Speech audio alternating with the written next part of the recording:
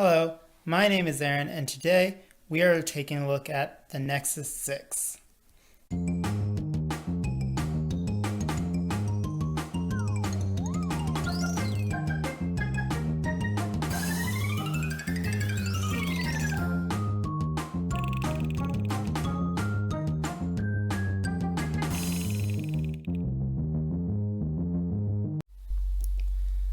So first, a brief history lesson on the Nexus 6 for those who are not familiar. The Nexus 6 was released in 2014 as part of the Nexus line by Motorola, and it was the flagship phone at the time for Google, which at the time owned Motorola Mobility. It was later sold to Lenovo, and it's a massive phone. The phone has a screen size of 6 inches, but because it's not an edge-to-edge display and people weren't obsessed with bezel-less phones at the time, it's significantly larger than modern-day 6-inch phones. Take, for example, this iPhone SE right here, which this is about the same size as the phone I had before getting the Nexus, and as you can see, it's significantly smaller. And so the Nexus 6 runs stock Android, and it's upgradable up to Android N or Nougat, which is Android 7, and it runs just fine. I've actually been using this phone consistently since 2018, and I'm the second owner of the phone. And well, the question of whether or not this is worth it in 2021, well, it still has a lot of features that I really like.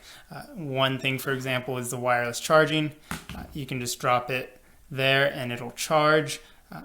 And that's actually one of the reasons I got this phone at the time, as opposed to a newer phone, because at the time, the Pixel 2 was Google's latest phone, and so all of the phones in between the Nexus 6 and the Pixel 3 lacked wireless charging.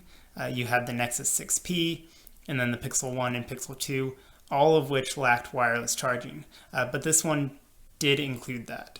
And it is a really convenient feature, and just because those phones didn't offer that option at the time, I didn't get that, and I went back to the Nexus 6, which is certainly an older device, but it had the features I wanted. The camera is 13 megapixels. It's nothing to write home about, but it's not terrible either. It has quite a few features. You get your panorama and your photosphere. The photosphere is pretty great. It's probably not as quick as modern phones, but it does a good job of composing those photospheres, and I have taken quite a few of those with this camera. It does shoot 4K video, which is another plus. A lot of phones at the time still didn't offer that. Granted, it is only 30 frames per second, but it still does a decent job.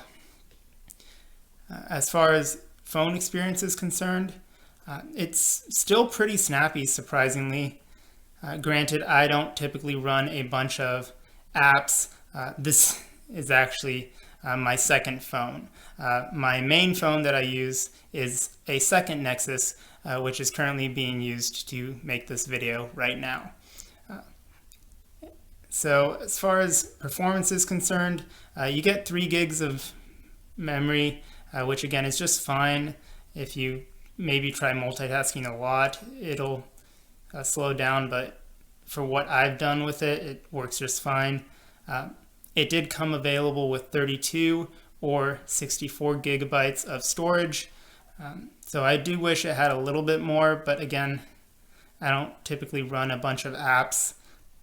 The only reason this one has a bunch of apps is because this is just more of my play phone. I just use this for games and things like that. But overall, while I do really like the Nexus, there are definitely some things that I don't particularly care for. The first being the size. Now, I have gotten used to it, but it's still just a massive phone. I have probably just average hands here, and as you can see, it is difficult to reach across and hold it with one hand. Newer phones, again, that have 6-inch screens can get away with this because they've pushed the screens towards the edge of the phone.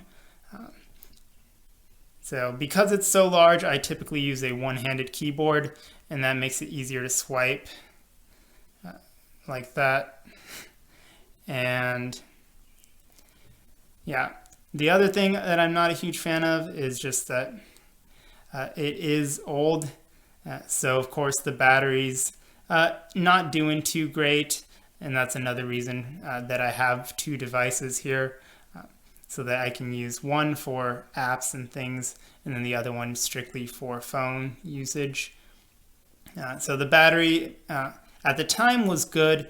It's just about 3,000 milliamp hours, but given the age of these devices, it's probably going to be difficult to find one in better shape. And again, the user experience is good. I haven't had too many hiccups. There are times where some apps crash, and I think that's just because a lot of them may be optimized for newer versions of Android. So they're just causing some issues here with Android N.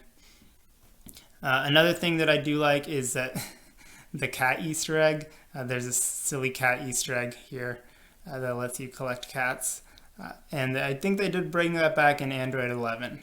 So that's cool. But yeah, I do think I still prefer the earlier versions of Android to the newer ones.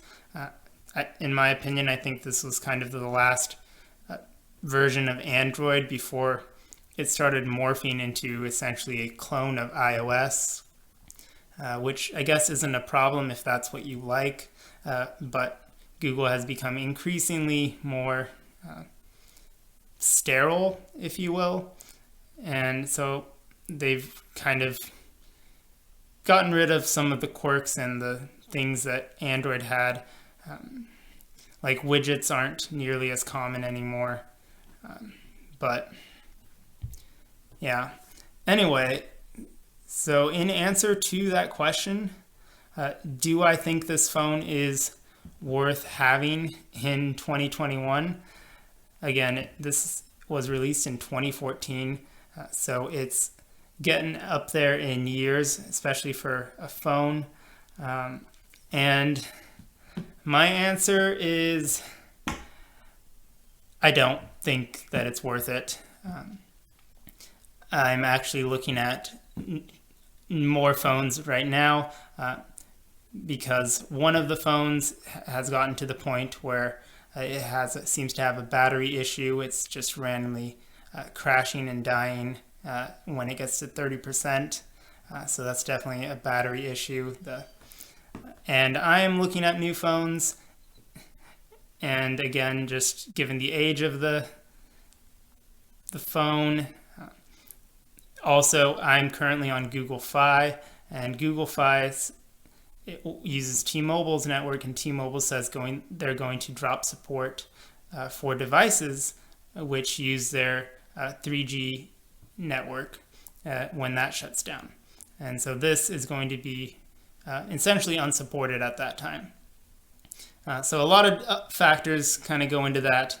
Again, I do think it's a good phone, but it's past its prime at this point. Maybe 2 years ago, it would have still been a decent option to pick up used. But at this point, even for a secondary phone, there might be better options out there. I'm still kind of looking around, not really sure what those options are. But once these are no longer usable, I will definitely be getting something else. And yeah, that pretty much sums up the Nexus 6 here. So let's see, 2014. Yeah, these phones are, again, this one and the one that's being used for the camera. These are now almost 7 years old. Oh, and they're also not waterproof. Forgot to mention that. They have a nano coating, but we all know that that's not really ideal. And yeah, so those are my thoughts on the Nexus 6 and it's whether or not it's relevant in this day and age. The answer is it's not. Let me know yours in the comments. Did you have a Nexus 6? Have you used one before? And if you upgraded, what did you upgrade to and why? Because I am looking for a new phone here. So thanks for watching the video. I hope you enjoyed the content and hope to see you again in another video. Take care. Bye.